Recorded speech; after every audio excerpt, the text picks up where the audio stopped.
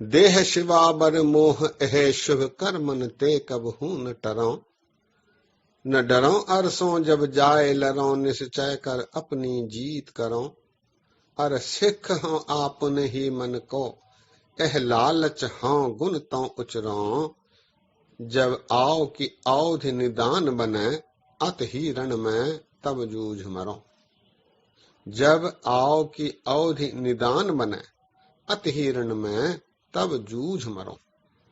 सत्कारयोग सत्संगियो, वाहिगुरु जी का खालसा, वाहिगुरु जी की फतेह। आज श्री गुरु गोबिंद सिंह जी महाराज जी के 2 सवैयों पर संक्षिप्त रूप से विचार साझे करेंगे। इनमें पहला सवैया जो हम रहरास में रोज पढ़ते हैं, ये सवैया गुरु गोबिंद सिंह जी महाराज जी के निजी जीवन से संबंधित है। इसकी रचना महाराज ने कृष्णावतार में अंत में की है। अंत में 2489 छंद जो सवैये के रूप में है, ये वो सवैया है। इसके अलावा एक और सवैया जो गुरु गोविंद सिंह जी महाराज जी द्वारा रचा गया है, महाराज की एक रचना है ज्ञान प्रबोध। ज्ञान प्रबोध में पहले अध्याय में 42वां सवैया ये सवैया है। आज इन दोनों सवैयों पर विचार साझे करेंगे। पहला सवैया है जो रहरास में हम रोज पढ़ते हैं। छतरी को पूत हो बामन को न है, कै तप आवत हैं जो करो। अर और जंजार जिते ग्रह को, तो है त्याग कहां चित्त ताम धरो। अब रीझ के देव वह हमको, जहां बेनती कर जोर करो। जब आओ कि औधि निदान बने अत हिरण में तब जूझ मरो। जब आओ कि औधि निदान बने अत हिरण में तब जूझ मरो। इस सवैये में महाराज ने अकाल पुरख परमात्मा को संबोधित करते हुए अपने जीवन से संबंधित कुछ निजी विचार रखे हैं। आइए इस पर विचार साझे किए जाएं। इस सवैये में महाराज कहते हैं कि मैं क्षत्रिय का पुत्र हूं, ब्राह्मण का नहीं। बहुत कम लोग इस बात को जानते हैं कि गुरु तेग बहादुर साहब जी महाराज जहां शांति के पुंज थे, वहीं तेग के धनी थे। गुरु हरगोविंद साहब जी जो तेग बहादुर साहब जी के पिता थे, इनके साथ गुरु तेग बहादुर जी महाराज ने 13 वर्ष की आयु में फगवाड़े के समीप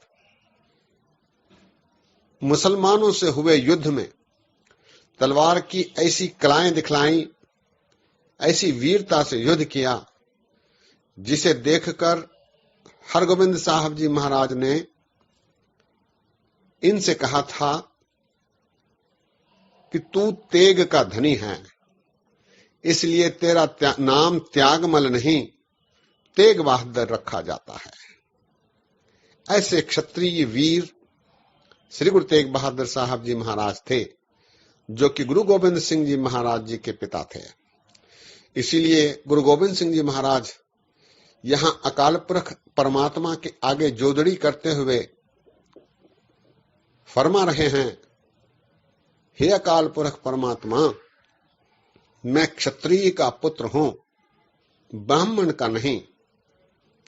इसलिए मैं केवल तप करते रह नहीं सकता। केवल तप करना मेरा अधिकार नहीं होगा। और फिर इस सांसारिक बखेड़ों में रहकर फंसकर मैं तुझे कैसे विसर सकता हूं, कैसे भुला सकता हूं, ये मेरे लिए संभव नहीं। इसीलिए गुरु गोविंद सिंह जी महाराज अकाल पुरख परमात्मा से फरमा रहे हैं कि हे अकाल पुरख परमात्मा, मैं हाथ जोड़कर तेरे आगे जोदड़ी करता हूं, तू कृपा करके मुझ पर प्रसन्न होके मुझे ये वर दे कि मैं, मेरी जितनी आयु है, आयु की अवधि है, जितनी आयु अवधि जब तक है, मैं धर्म युद्ध में युद्ध करता हुआ रणभूमि में शहीदी पाऊं, ऐसी मेरी कामना है। मुझे कृपा करके ऐसा वर दे। ये इस सवैये का सार है। आइए सवैये की लड़ीवार विचार करते हैं।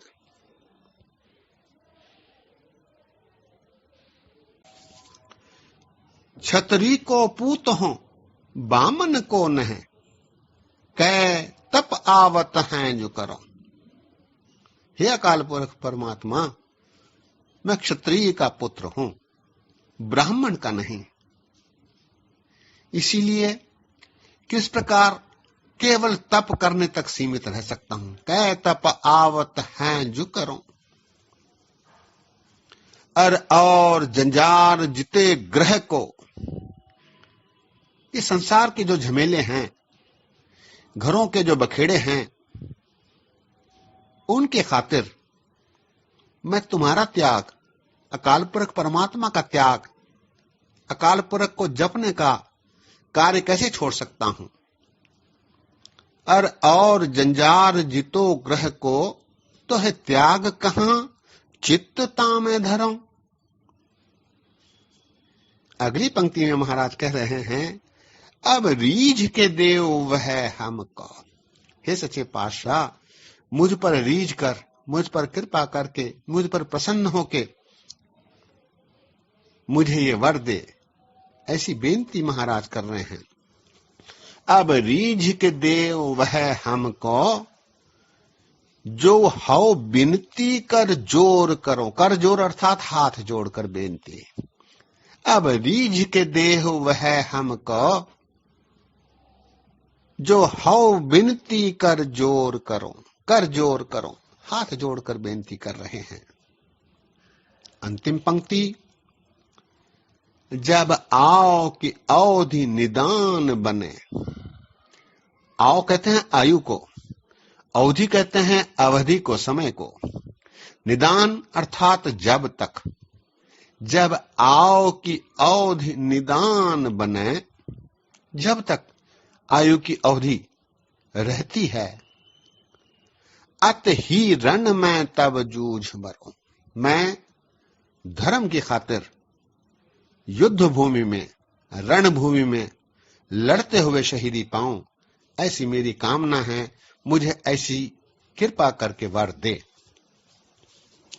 इस प्रकार के निजी विचार श्री गुरु गोविंद सिंह जी महाराज ने कृष्णावतार के अंत में 2489 छंद में दर्शाए हैं। सत्संगियों, दास ने सोचा कि ये सवैया हम रोज पढ़ते हैं। यदि इस सवैये की पृष्ठभूमि, बैकग्राउंड, इसके बारे यदि जानकारी थोड़ी सी हो तो इसके पढ़ने का आनंद दुगना हो जाता है।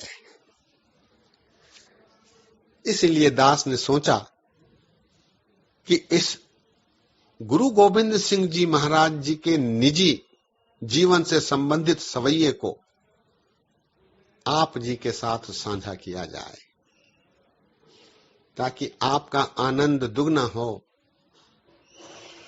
आप की श्रद्धा गुरु गोविंद सिंह जी महाराज जी के संबंध में और अधिक बढ़े और आपकी जानकारी में वाधा हो।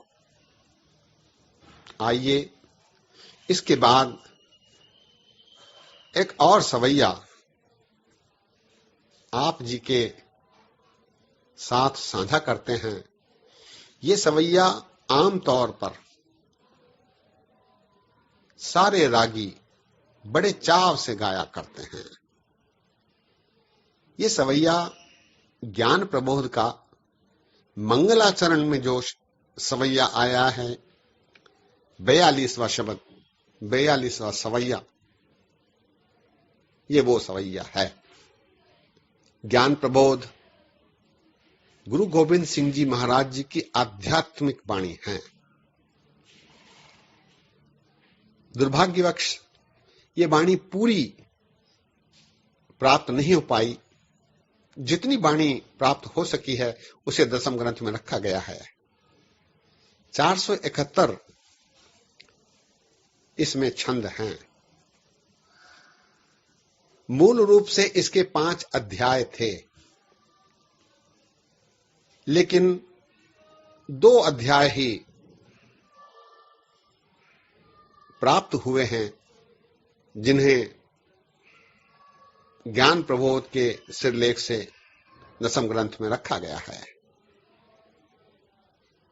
इसके बारे 2-4 वाक्य आपके साथ साझे करके सवैये पर विचार करेंगे। ज्ञान प्रबोध में प्रश्नोत्तरी है।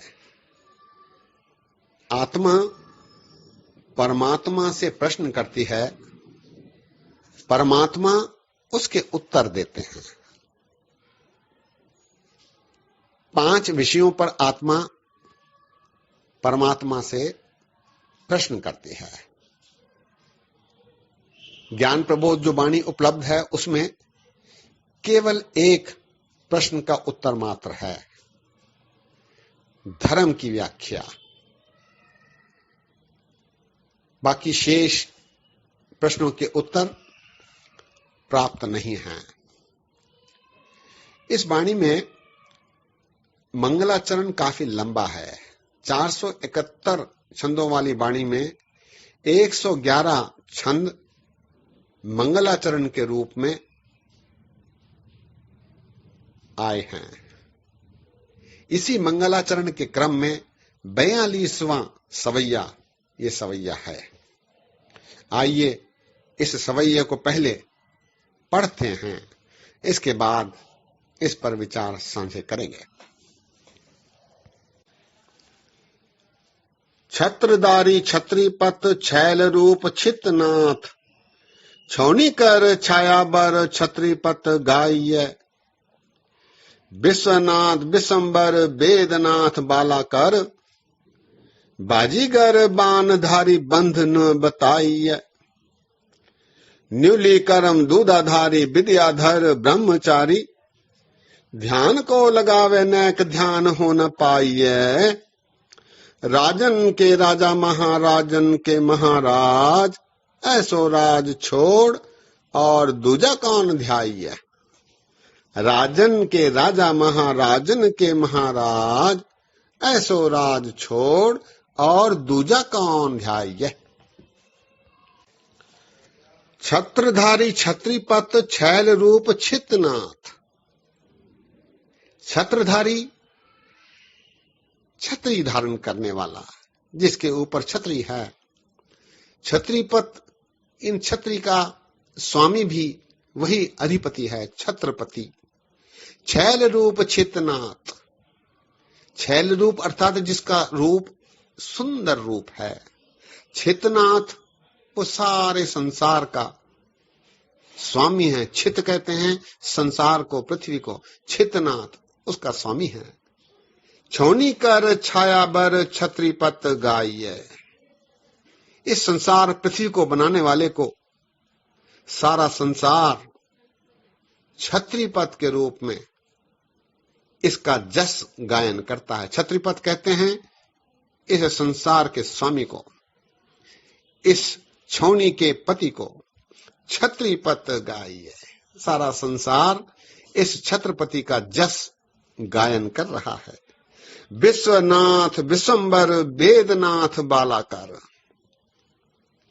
विश्वनाथ संसार का स्वामी, विश्वंभर सारे संसार का भरण पोषण करने वाला, वेदनाथ सारे वेदों आदि ज्ञान आदि का स्वामी, बालाकर जिसके अनेक रूप हैं, अनेक रूप धारण करने वाला। बाला कहते हैं रूप को, बालाकर अनेक रूप धारण करके संसार में आने वाले ऐसे छत्रपति। विश्वनाथ विश्वंभर वेदनाथ बालाकर, बाजीगर बाणधारी बंध न बताई है। ये संसार में बाजीगरी कर रहे हैं। अकाल पुरख परमात्मा बाजीगर है, ये खेल खिला रहे हैं, सारे संसार को खेल खिला रहे हैं। बाणधारी अर्थात अनेक रूपों को धारण करने वाला, बाण कहते हैं रूप को, अनेक रूपों को धारण करने वाला। बाणधारी बंध न बताए, इसे किसी बंधन में नहीं रखा जा सकता। राम हैं, कृष्ण हैं, मोहम्मद हैं, ईसा हैं, इस प्रकार किसी बंधन में इन्हें किसी खांचे में नहीं रखा जा सकता। ये एक स्वतंत्र हैं। न्यूली कर्म दूधाधारी विद्याधर ब्रह्मचारी। न्यूली एक प्रकार का योग है। मनुष्य चौकड़ी मारकर बैठकर अपने पेट को चारों ओर घुमाता है, ये एक योग की क्रिया है, इसे न्यूली करते हैं। न्यूली कर्म जल होम पावक पवन होम अधोमुख एक पाए ठाडे न बहत। न्यूली एक प्रकार की योग की क्रिया है। न्यूली करने वाले, न्यूली कर्म योग करने वाले, दूधाधारी जो केवल दूध का सेवन करते हैं, दूधाधारी, विद्याधर जो विद्यार्थी हैं, अनेक प्रकार की विद्याएं सीखते रहे हैं, ब्रह्मचारी जो आजीवन विवाह नहीं करते, ब्रह्मचारी। न्यूली कर्म दूधाधारी विद्याधर ब्रह्मचारी, ध्यान को लगावे नैक ध्यान हो न पाई है। ऐसे अनेक प्रकार के विभिन्न प्रकार के साधक अकाल पुरख परमात्मा का ध्यान लगाने में जुटे हुए हैं, लेकिन उसका पार नहीं पा सकते, उसका पार नहीं पा सके। ऐसा गुरु गोविंद सिंह जी महाराज इस सवैये में कह रहे हैं। न्यूली कर्म दूधाधारी विद्याधर ब्रह्मचारी, ध्यान को लगावे अनेक ध्यान हो न पाइए। अंत में राजन के राजा महाराजन के महाराज, ऐसो राज छोड़ और दूजा कौन ध्याइए। ऐसे राजाओं के राजा अकाल पुरख परमात्मा हैं, महाराजाओं के महाराज अकाल पुरख परमात्मा हैं। इसके राज को छोड़कर, इसके जस को छोड़कर किसी दूजे का ध्यान करना कैसे संभव है। ऐसो राज छोड़ और दूजा कौन ध्याइए। एक बार सवैया फिर पढ़ते हैं। छत्रधारी छत्रीपत छैल रूप छितनाथ, छौनी कर छाया बर छत्रीपत गाइए। विश्वनाथ विश्वंभर वेदनाथ बालाकर, बाजीगर बाणधारी बंध न बताइए। न्यूली कर्म दूधाधारी विद्याधर ब्रह्मचारी, ध्यान को लगावे नैक ध्यान हो न पाइए। राजन के राजा महाराजन के महाराज, ऐसो राज छोड़ और दूजा कौन ध्याइए। ऐसो राज छोड़ और दूजा कौन ध्याइए। सत्कार योग सत्संग योग। दास के मन में यह फुरना आया कि कमोबेश हर रोज हम इस शब्द को रागियों द्वारा सुनते रहे हैं। इसके अर्थ थोड़े से भी यदि हमें ज्ञात हो जाएं, तो शब्द के सुनने का आनंद बढ़ जाता है। इसीलिए दास ने सोचा कि इस सवैये को संक्षिप्त रूप से आप जी के समक्ष रखा जाए। दास ने सवैयों को पढ़ते समय, उनके बारे विचार रखते समय अनेक गलतियां की हैं। दास को अनजान जानकर क्षमा बख्शो। पता नहीं क्यों मन में ऐसा विचार आया कि गुरु गोविंद सिंह जी की वाणी को भी साथ साथ आप जी के साथ साझी करनी चाहिए। इतनी बेअंत वाणियां श्री गुरु गोविंद सिंह जी महाराज जी की हैं, जिनके बारे विचार करने में कई साल लग सकते हैं। गुरु कृपा करे, गुरु ग्रंथ साहब जी की वाणियों को संक्षिप्त रूप से विचार करने के पश्चात गुरु गोविंद सिंह जी की वाणियों पर भी थोड़ा सा विचार करने का प्रयत्न करेंगे। आप जी आशीष बख्शो, कृपा करो। महाराज सच्चे पातशाह से ये बेनती है